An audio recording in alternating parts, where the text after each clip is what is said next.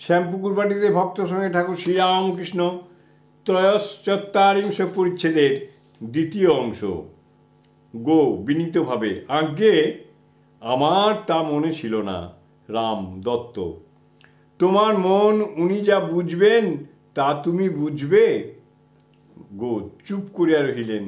শ্রীরামকৃষ্ণ গোর প্রতি, তুই কেন অমন করছিস? আমি তোকে সন্তান অপেক্ষা ভালোবাসি, তুই চুপ কর না। এখন তোর সে ভাব নাই। ভক্তদের সহিত কথাবার্তার পর তাহারা কক্ষান্তরে ঝরিয়া গেলে ঠাকুর গো কে ডাকাইলে ও বলিলেন, তুই কি কিছু মনে করেছিস? গো আজ্ঞে না। ঠাকুর মাস্টারকে বললেন, আজ কালী পূজা, কিছু পূজার আয়োজন করা ভালো।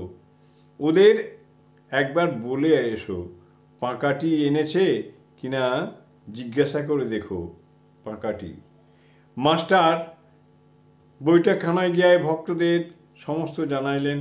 কালীপদ অন্যান্য ভক্তেরা পূজার উদ্যোগ করিতে লাগিলেন।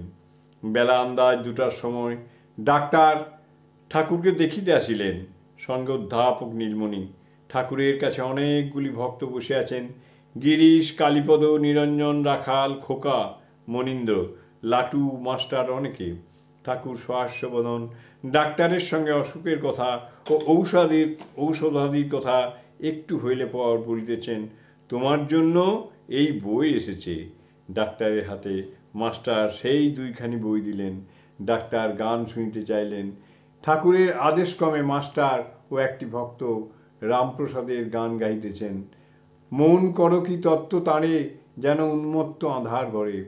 পরে কে জানে কালী কেমন স্বরদর্শনে না পায় দর্শন।